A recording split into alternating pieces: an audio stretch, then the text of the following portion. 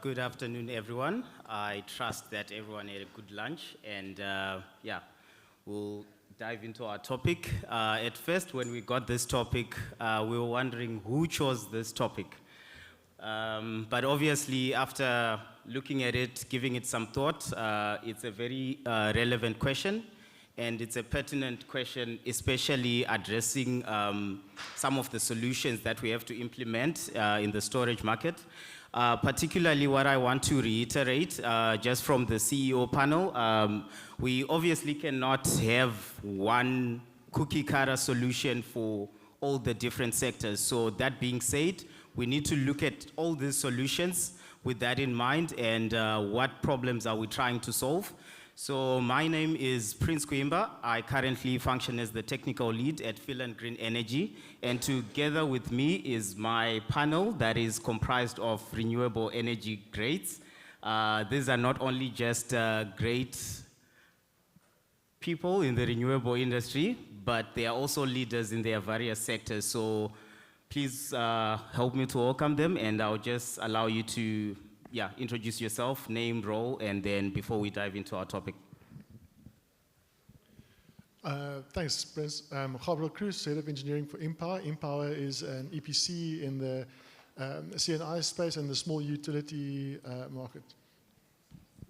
I'm Patrick Noble, CTO at Go Solar. For those of you who don't know us, we offer a solar PV system on residential and small commercial on a subscription basis. Afternoon, Gilles Dumont, Head of Business Development for JUI South Africa. So we are project developer, EPC and O&M on utility scale projects and on CNI, large CNI sector. Thank you. Hi everyone, my name is Irvin Sumba, electrical engineer by qualification, currently serving as a Head of Engineering and Construction at Neosun Energy, which is a global EPC company. Good afternoon, everyone. I'm Priyasan Govender, Head of Engineering Southern Africa for Nel Green Power. We have a project pipeline of 2 gigawatts currently in South Africa. Hi, I'm Larry Schmidt. I'm CTO of Oreo, development of local inverters in South Africa, 100 kilowatts up. Thank you, gentlemen. Without further ado, we'll dive right into the topic, technology choices and their role in making solar energy storage projects more appetizing.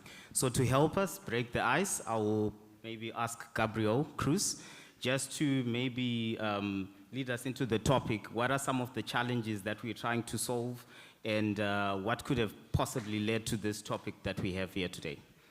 Thanks. So the first thing we looked at when we discussed this topic, or where this topic came up, is more appetizing for whom? You know, who are we solving this problem for? And as a matter of fact, Prince alluded to the question, what problems are we solving? And you know, that's always the question that we need to ask ourselves as solution providers. You know, we can't try and force a specific solution down people's throats. We need to understand what the problem is. And primarily or broadly, the two problems that we would typically solve is one, a commercial or a financial problem, you know, trying to save the client money, you know, putting it simply. So they want to pay less for the energy, or they want to pay less for the energy security.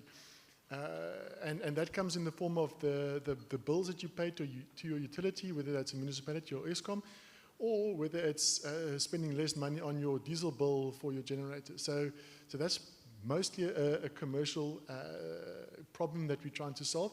And the solution to that is to put in something that is cheap and cost effective and that can bring the price down. Where on the other side, there's this, the technical problems that we're trying to solve. Some people don't have access to electricity. There was brief mentions made of mini grids and microgrids, or you know, access to electricity during times when there's outages or load shedding that we haven't seen in a while, luckily.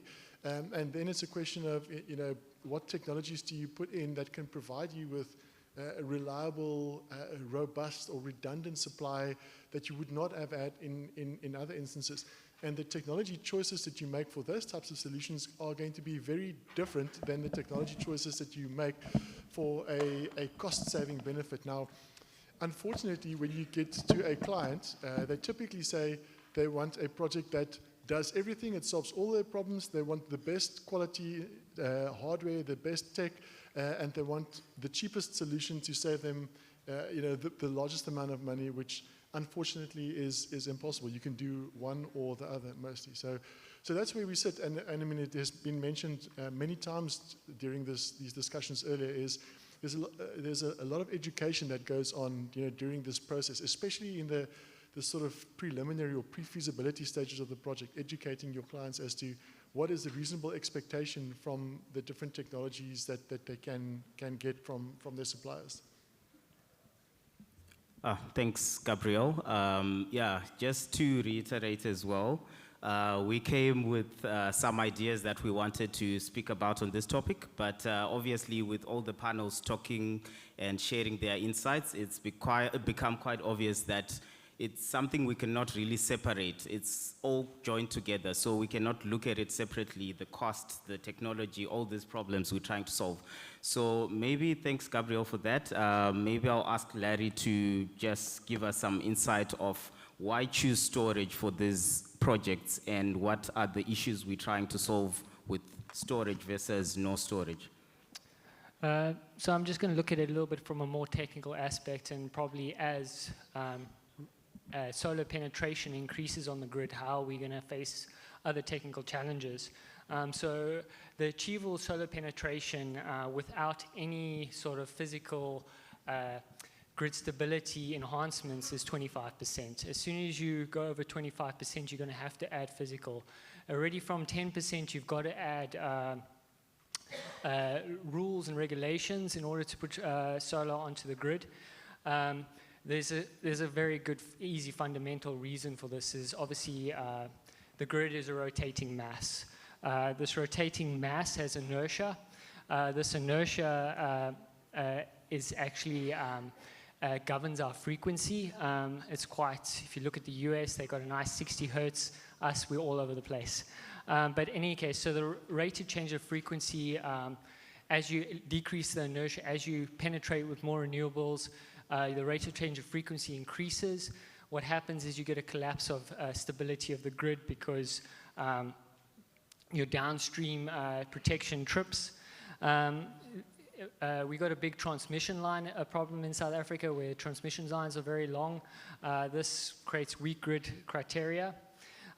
One thing we see, inverters aren't designed, solar inverters aren't designed to deliver energy that is non-50 hertz. But the impedance of the grid, the load of the grid is more complex than 50 hertz. Just something I would like to bring up. It's nice actually really sitting here in South Africa and looking at the rest of the world where, especially in California, where the penetration of renewables is really high. You look at the penetration of renewables and you see the duck curve. So the duck curve is as solar increases in penetration or solar increase, you get very, very low requirements from generation. Generation is mainly come from solar, but you obviously get stability issues. And then you as well see as it ramps up from where solar is at its peak to where the peak loads is, you get a high rate of change. And it's really a nice application for, I think we're going to see, especially with as generation decreases and our solar increases, that we're going to see that batteries are going to come more online. The battery technology is going to move from 2 hours to 4 hours. There's already lots of money like Ambre battery storage in the US that's going to long duration battery energy storage. So what does batteries give us? It gives us this flexibility to obviously decrease curtailment. You never want your solar plant not producing energy when it can produce energy. It's going to allow us to decrease congestion. We're having, I don't know if you have it in Cape Town, but, power's off even without load shedding. So congestion is a big thing. We can do distributed generation, which is great. Allows us to synthesize inertia. Obviously, it's not just the inverters not just the batteries by itself, but it's inverters as system-wise. You're going to get into grid forming technology. So when I say grid forming technology, it's not your microgrids or off-grid. I'm saying voltage source control. It opens up sites where you couldn't install power plants, where weak grid areas are. It opens up sites allowing you to install solar there. Obviously, the implementation of microgrids. We've heard mini grids. I'm going to give you another word, is metrogrids. Generation across all our metropolitan areas in Africa. It's very exciting. And then ancillary services. In the US, with the duck curve, you're seeing price of energy going into the negative. So there's actually people having batteries just charging during negative price and pushing out power, which is quite exciting. And then obviously delivery of solar during grid outages. Yeah.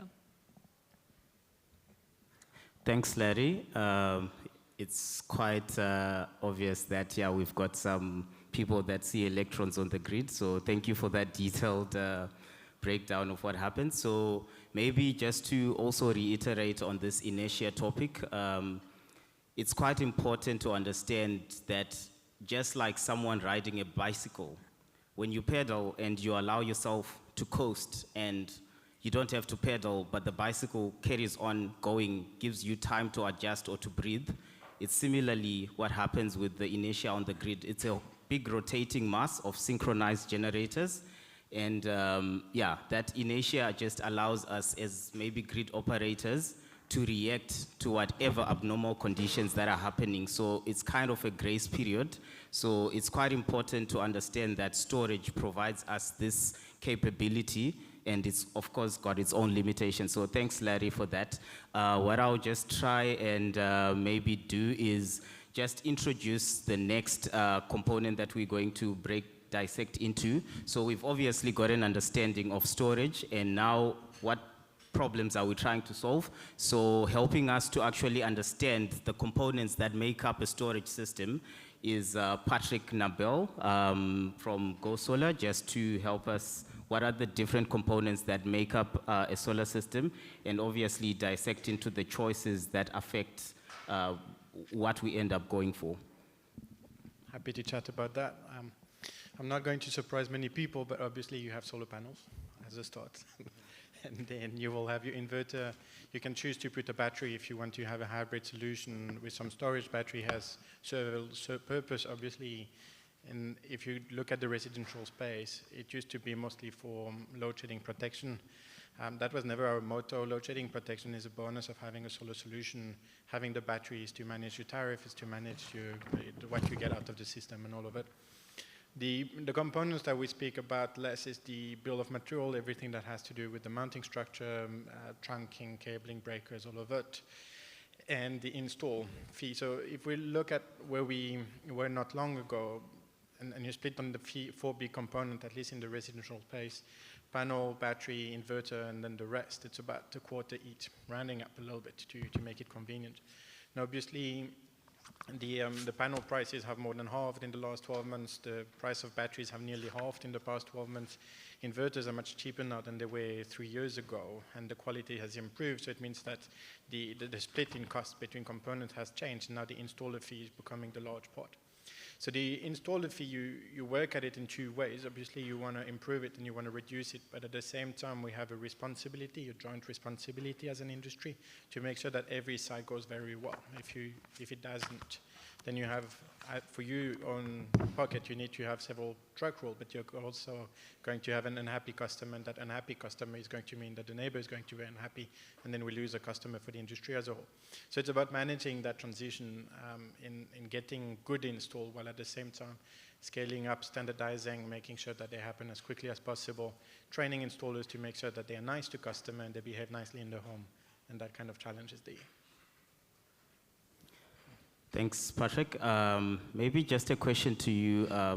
So we understand that the PV modules, there's mounting structures, there's batteries, there's all these different components, energy management systems that come together to make up a storage system. So what I just want us to maybe be clear on is what is the expected lifetime of these different components, just typically, not to be more, to be specific on anything, like with PV, with the batteries? Well, that's something that you can choose to some extent. It's a question of cost versus what you're getting for it, right? You can You can buy a premium product that will last you longer. You can buy a cheap one that will collapse within 6 months. We see too much of that in the industry. It's harming all of us to see that. When we look at component, it's always a balance between what it costs, how long it's going to last, but as well as the technological evolution that we expect going forward. So panels, they last, in our mindset, they last forever. So you're 20 years plus to be there, and roof space isn't too much of a constraint for us, so they last long. Inverter, it's a good question. We'll see, we think 10, 12 years before you have to start replacing them. The big one is the battery. What comes first? Is the battery degrading, or is technology evolving so fast that what you put at customer's home is becoming obsolete? So when we look at battery component, we made a choice of a balance between cost and lifetime for the battery side, because we think we'll have to replace them in years 6, 7 regardless, either because they are not good enough or because the technology has advanced so fast that keeping the old battery there is not something that our customer will want to have. And since we own the product, for us it's important to get that balance right, and the future will tell us if we're right. Okay, amazing. Thanks, Patrick. So I'm not sure if there's any questions before we carry on. Thanks, Hein. Patrick, so on the year 6 replacement that you're talking about, what is the plan for the batteries that will be taken out because of the technology advances? Many ideas. So you can, if you replace the battery in year 6 and they're good enough, it doesn't mean that you need to replace all the batteries. So you can take out at one site and then pair them at another site to keep them going longer. That's one. Or there's also, as we see the cost of the technology coming down, and I think we need to be fair, like our solutions are not available to everyone in the country yet. And that could be an opportunity to give people that can't afford our solution, talk about governmental school, talk about a lot of NGOs, a lot of things, to start putting in them there such that they have proper storage and they can get the full solution. And it works because in those places storage or space isn't as much of a constraint as it could be elsewhere. Does that mean that the large space is still there, but it might just deliver the same amount of kilowatt hours? They've already reached ROI, already paid for themselves over. So it's not the way to explore approaching those lower band brackets. So that's definitely one way. As you can hear, as some of my fellow panelists, I'm not from here. I think we should be speaking in French, by the way, in this panel. But so I come overseas, and batteries serve many more purpose than what we just see in SA, like frequency regulation, all that kind of thing, so that we can, as the market evolves, as there's a need and an understanding that you may not need to reinvest in long electric radial and that kind of things, then there might be new opportunities for batteries going forward. Thanks, Patrick. Thanks, Hein, for the question. Maybe just to touch on what you just mentioned in terms of the premium payment versus maybe low cost or cheap solutions. I think it's also important to highlight that, especially in the residential sector, not many project developers would look into the levelized cost of the plant. That's taking into account the lifetime of the system. So yes, you might be paying a premium, but if you look at the long run and what you're getting out of it, it's maybe more. So it's some things to maybe look into. But just to help us then maybe be more specific into the choices affecting the factors affecting the choice on PV modules, I would like to maybe ask Prenison to help us on that and share your insights. Good afternoon, everyone. It's a little bit easier to speak on this because you've just seen the recent presentation, and at this point, everyone probably wants tandem PV module technology in your project because, as you've seen, it has an efficiency around 34%. And the reason why potentially you cannot have this is because selection of PV modules is dependent on your customer needs and your project schedule. In the medium term, we envision that the market will be dominated by TOPCon and HJT. As it stands, HJT, from a technical perspective, is the clear winner. But based on the current costs, you cannot just award based on pure technical performance. Common market practice is that you will do an LCOE sort of analysis on your overall sort of configuration of your PV plant.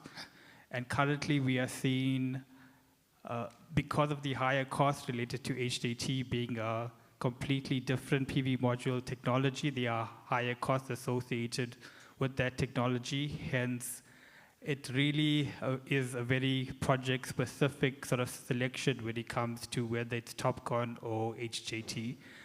But understanding your customer needs is very, very critical, because you can schedule your delivery timeline in terms of what technology you will target for your specific project. Do you have target yields in particular? Are you in a position where you could wait for an improvement in technology to meet your specific project requirements, given its particular constraints? For example, in the rooftop market and in the utility scale, both the availability of space for installation becomes a key consideration. What's very important is that currently we have great challenges in the country, and we are not developing projects in areas that have the best solar resource. With this improvement in PV module technologies and the commitment and continuous improvement in the efficiency of PV modules, we are seeing that utility scale projects in particular will maintain a good level of production in particular. Although this is not ideal, but we are trying as an industry, I think, to still maintain and be more sort of marketable as the solar industry. So we will continuously see this sort of shift in terms of addressing particularly the thermal constraints related to the technical performance of PV modules, and based on that you will see higher sort of yields for all utility and rooftop markets. And there are also other factors that can further sort of supplement the improvement of generation. Primarily now, I think most utility scale PV modules are designed as being bifacial, and hence improvement on albedo enhancing material that can improve backside generation can also be a particular sort of technological improvement that can further be implemented to improve the actual output of your PV facility in particular. When it comes to selection of technology, customer needs are obviously quite key, and you need to understand whether your client has certain local content requirements, and that also impacts your PV module selection. And obviously, you have to strictly adhere to the requirements of your client. But in a market where your client does not have these strict sort of local content requirements, you will be pushed in order to develop a PV plant that has the best sort of yield. And that becomes your challenge and your key driver in being competitive in this market. As you can see, each PV module supplier is continuously sort of pushing for the best sort of PV module technology, and you need to be in the loop in terms of what's the best available PV module out there. If you slack and probably in one quarter are not in touch with what's happening in the research and development front, it could really have an implication on you potentially being competitive in your next deal. So this becomes, it's very interesting from an engineering perspective, is that you need to be involved in the business development side of things, but in order for you to be competitive going forward, you need to keep track on how PV module technology is advancing continuously, and understanding, for example, when tandem technology will be available to the market. And also being very sort of realistic and understanding that when new technologies are probably announced to the market, they are more or less sort of theoretical, sort of technical outputs that are provided to us. So just also assessing that to a certain extent. When it comes to PV modules as well, I think we all need to understand that we need to stress on the fact that in the utility space market, the PV modules probably contribute about 40% of your overall capex. And considering that it's a very high component of your capex, that you need to give it a lot of considerations, because finding the best sort of module that gives you the best output will improve the overall economics of your project. So understanding what's really happening in the PV module market is key to success. Thanks, Prenson. You make such an interesting comment when you say theoretical versus practical aspects of this, but maybe we'll save that question for later. We still have two panelists that are going to just touch on the other components of the technology choices. So I will then maybe ask Hervé to maybe touch on the factors affecting battery choice, and then straight after that, we'll have Gilles touch into the system integration and talk about the energy management system component of it. All right, thanks, Prince. Before I dive into the BMS, which is the battery management system, I would like maybe to recap on the usage of the battery. So people use battery for different purposes. One would be to extend the self-consumption by using the battery outside of the daylight, which means that there is less curtailment, and the energy produced during the day via the solar PV system is stored into the battery and gets discharged outside of the daylight. The second one would be security of supply. So in an area where the grid is very unstable, the battery can be used to back up essential or even non-essential load. And the third one is actually to form a microgrid, going completely off-grid. And the last one is also to peak shave. So in the places where there is time of use implemented, people would like to use battery storage to reduce the kVA demand, and it will definitely reduce the electricity bills. The choice of the battery storage. Battery storage is one of the most expensive components into the solar system configuration. And this is a very big investment and a long-term investment, which definitely requires a strong technology. By talking about technology of the battery, we're looking at the types of cells as well as the BMS system. So I would maybe touch base first of all on the BMS, which is the battery management system. The BMS system is very important into the battery configuration because it's not only protecting the battery, it also does protect the end user.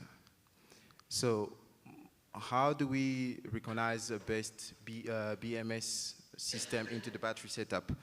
First of all, it's by its monitoring setup. So the BMS is set to monitor and check the cell's voltage, the cell's current, as well as the cell's temperature, because these are the three elements that plays a very big role into the battery. And the second one is protection.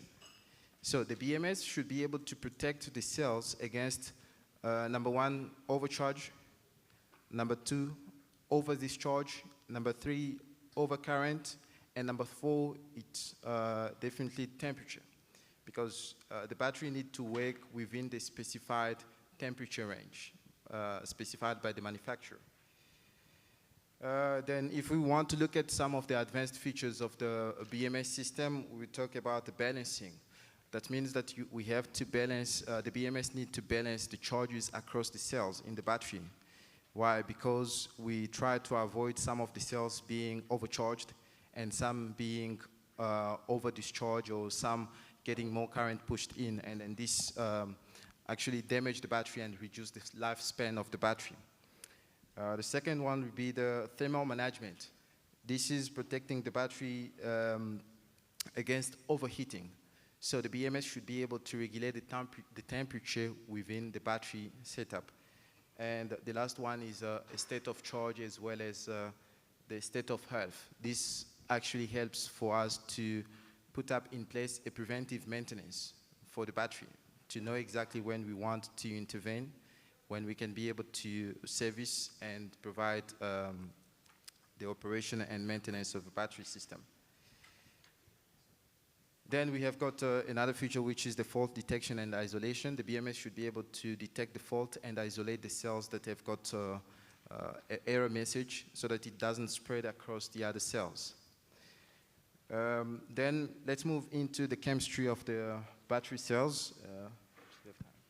Maybe you can cut it short so we can leave time for questions. If Okay, all right. So if we move into the chemistry of the cells, number one, I'll talk about energy density. So it all depends on the customer requirement and what the customer require for the battery storage. When I'm talking about cells energy density, that means the volume as well as how much energy it can be stored into that space or within that volume.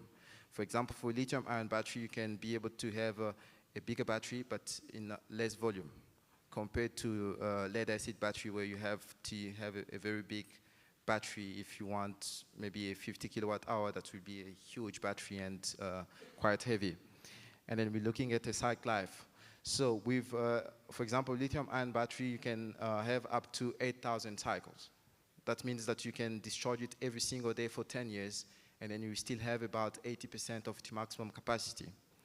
Then we're talking about efficiency. It's how much losses you incur when charging and discharging the battery. And the last thing would be the temperature range. Within what temperature is this battery operating? Perhaps I think that's it from my side. Thank you. Yeah, thanks, Heve.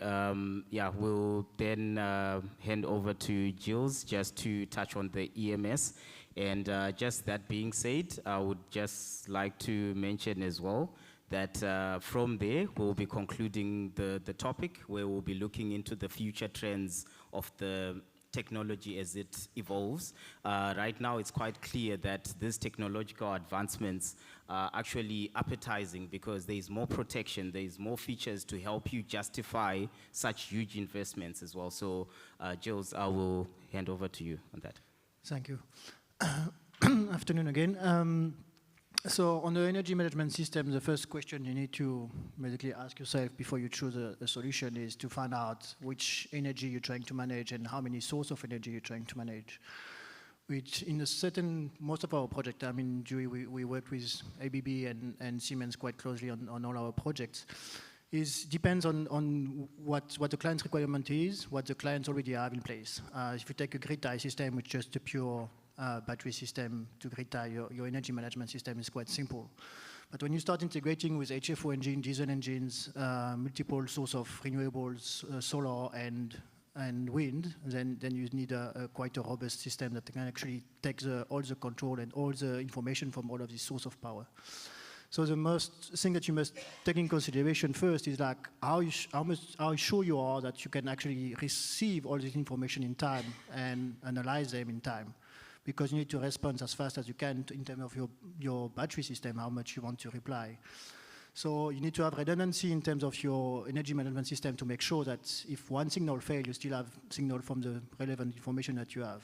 And if you don't have that, you need to have a solution to which default position you set into. And when you speak about that, it's like, what is your main power source? So what is your default position? Where you want to be. If you work on a off-grid system, that you mean you need your HFO engine to actually step in. At what rate can you actually step in your HFO engines? How much your energy management system can actually reply to that? Because this type of diesel engine just ramp up at a different rate than what your battery system. So you need to take in consideration this type of information. Then when you design your EMS system, you need to see the scalability of it. We spoke earlier about the battery storage and if they're going to degrade over time. Can you actually implement more batteries if you want to actually compensate your loss of capacity on your battery by adding more batteries or more signal once again? So you need to have that in mind. Then obviously, you know, the cost impact. I mean, even the energy management system is not the more cost-effective part of it. If you start building like a very complex system, it can become very expensive. So that's something that you must take in consideration. I mean, we worked in a couple of off-grid systems which basically control wind, solar, batteries, HFO engines, and we actually managed to save quite a lot of extra power afterwards by managing the cloud forecasting, for example. So that's something that the client doesn't necessarily wants to see at the first day, but now you say, okay, the system works, how can I improve it? So can you actually implement something that you can say, okay, what your load factor is going to be, what's your load charge going to be in future, what the weather is going to look like in 2 hours, 5 hours, 10 hours, and how my system needs to respond according to that. So that's something that you can carry on improving and taking in consideration. I mean, there is multiple companies now coming onto the market and just focusing on that, weather forecasting, sending you information and data, how to manage your power. So there is multiple aspects to the technology of an energy management system, but just to, emphasize is a bit in summary, because I think we're short of time, is like what information you want, what energy sources you need, how you sure you can treat all the information in time, and what your system existing response time needs to be. You're going to face maybe some utility companies that actually need security of power over production of solar. You're going to have some companies that need to say, okay, I can't have shutdown because a shutdown on my plant is going to cost me more than actually half a year of renewable energy production. So you need to take that in consideration when you use your EMS system. Thanks, Jules. That sort of kind of ties into our conclusion for this topic. This is by no means an exhaustive discussion to what we are talking about. There is still huge ideas in these guys' heads and, of course, lots of questions. So please feel free to network with the people to get more insights because we might actually not have time for questions. So maybe, Jules, you mentioned an interesting factor on the hybrid systems, mixing wind, battery, and, of course, PV. I think it's kind of one of the ways that are being now implemented to try and stabilize the penetration of renewable energies. Maybe if you, with particular focus on that, could you just maybe explain what sort of controls are involved in such hybrid systems? How complex are they in terms of cost factor? Is it 1%? Is it like just so we can get a primer so that we can chat to you afterwards? Sorry, I'm not really following a question in terms of cost. Just the energy management system component of it, right? Or maybe Gabriel, it's just to conclude now, because seeing that the energy management system kind of manages these hugely expensive assets, I just want to kind of have an understanding, is it feasible to put a 1,000 Rand EMS to protect a 2 billion Rand asset, or what sort of... I mean, I don't know if you want to say, but we're working on utility scale projects. So our projects are speaking in tens or hundreds of million Rand, so billion Rand. So it's quite a lot of money. So the EMS system is actually not the expensive part of it. So it's not something that we budge on in our system. On small CNI sector, I don't know what the cost of this system would be, but maybe I can say. Yeah, no, we had this discussion briefly when we had the introduction of our team prior to this call, and it was said by a particular individual in this room that I won't name that, we can't expect a 5,000 Rand piece of, off-the-shelf controller to manage a 50 million Rand asset or, a $500,000 Rand, per month cash flow. That's just an unrealistic or unreasonable expectation. Now, that said, the cost of this hardware is proportionately very small, that you don't really see it in the overall big project cost. But if you break it down per line item and people are squeezing the price, and you look at each line item and see where you can save, this is often one that gets shortchanged. And the unfortunate reality is that controller is where a project lives and dies. If you get that wrong, it doesn't matter how good your battery or your solar or your inverters are, the controller is what pulls all of this together, and you get that wrong and your whole project's business case will fall over. Okay, interesting primer. I think... if you want to have a very economy of scale, I mean, on our project that we're doing, it's 20 megawatt solar and 11 megawatt hour battery storage with HFO engine. So overall capex just for the components is about 20 million US, and the microgrid controller is about 1 million. Okay, awesome. Do we have time for one more question? Okay. So I will just ask if you can direct the question afterwards. But thank you so much, and thank you for listening. Thank you very much. Gentlemen.